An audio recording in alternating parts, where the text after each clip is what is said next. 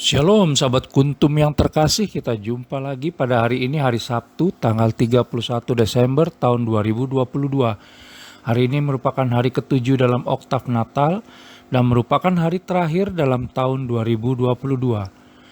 Adapun warna liturgi kita pada hari ini adalah putih, dan Kuntum pada hari ini mengambil tema Dia selalu ada dekat bersama kita.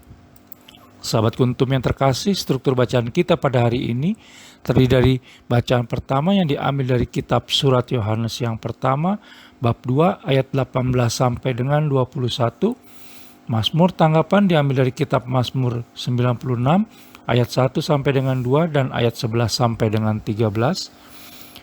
Bait pengantar Injil diambil dari Injil Yohanes 1 ayat 12b dan ayat 14, dan bacaan Injil pada hari ini diambil dari Injil Yohanes 1 ayat 1 sampai dengan 18.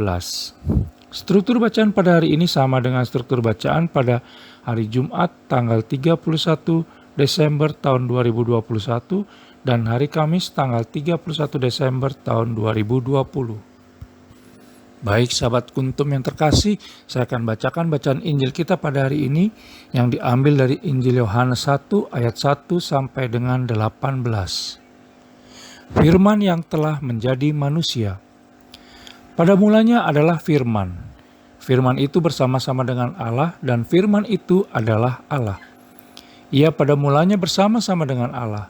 Segala sesuatu dijadikan oleh Dia dan tanpa Dia tidak ada sesuatu pun yang telah jadi dari segala yang telah dijadikan. Dalam Dia ada hidup dan hidup itu adalah terang manusia.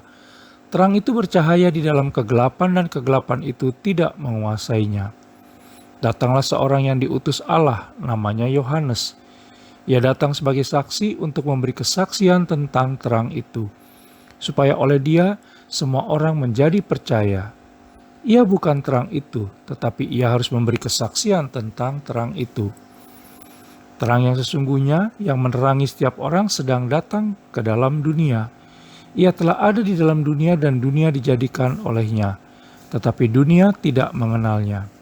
Ia datang kepada milik kepunyaannya, tetapi orang-orang kepunyaannya itu tidak menerimanya. Tetapi semua orang yang menerimanya diberinya kuasa supaya menjadi anak-anak Allah, yaitu mereka yang percaya dalam namanya. Orang-orang yang diperanakan bukan dari darah atau dari daging, bukan pula secara jasmani oleh keinginan seorang laki-laki, melainkan dari Allah. Firman itu telah menjadi manusia dan diam di antara kita, dan kita telah melihat kemuliaannya, yaitu kemuliaan yang diberikan kepadanya sebagai anak tunggal Bapa, penuh kasih karunia dan kebenaran. Yohanes memberi kesaksian tentang Dia dan berseru, katanya, "Inilah Dia yang kumaksudkan ketika aku berkata, kemudian daripadaku akan datang Dia yang telah mendahului aku, sebab Dia telah ada sebelum aku." Karena dari kepenuhannya kita semua telah menerima kasih karunia demi kasih karunia. Sebab hukum Taurat diberikan oleh Musa, tetapi kasih karunia dan kebenaran datang oleh Yesus Kristus. Tidak seorang pun yang pernah melihat Allah, tetapi anak tunggal Allah yang ada di pangkuan Bapa, Dialah yang menyatakannya. Demikianlah sabda Tuhan, terpujilah Kristus. Baik sahabat Kuntum yang terkasih, sebelum saya lanjutkan renungan pada pagi hari ini, jangan lupa untuk mengklik tombol like dan subscribe yang ada di bawah video Kuntum ini, agar Kuntum dapat terus berkembang semakin baik di masa yang akan datang. Sebelumnya saya sampaikan terima kasih dan mari kita lanjutkan renungan kita pada pagi hari ini. Sahabat Kuntum yang terkasih, dalam bacaan Injil pada hari ini yang diambil dari Injil Yohanes 1 ayat 1 sampai dengan 18, Yohanes sang penulis Injil mengingatkan kita bahwa Allah yang Maha Tinggi telah rela turun ke bumi dalam diri Yesus Kristus. Kedatangan Yesus Kristus memiliki tujuan agar manusia dapat merasa dekat dengan Allah Tritunggal Maha Kudus dan Ia selalu bersama dengan manusia. Dalam diri Yesus Kristus kita dapat melihat sabda, hikmat, dan kemuliaan Allah Tritunggal Maha Kudus. Oleh karena itu, kita diajak untuk memuji dan memuliakan Yesus Kristus yang telah menyatakan kemuliaan dan kehadiran Allah Tritunggal Maha Kudus dengan mengimaninya secara sungguh-sungguh serta meneladan sikap tindakan, dan nilai-nilai hidup yang telah Ia perlihatkan selama ini kepada kita. Mari kita membuka hati dan mengizinkan Allah Tritunggal Maha Kudus masuk ke dalam diri kita dan terlibat aktif dalam setiap pergumulan hidup kita, sehingga kita bisa mempersembahkan segala keberhasilan, penderitaan, dan kegagalan kita kepada Allah Tritunggal Maha Kudus.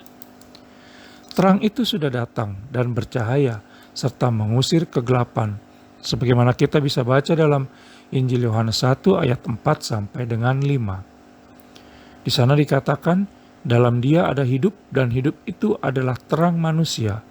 Terang itu bercahaya di dalam kegelapan dan kegelapan itu tidak menguasainya.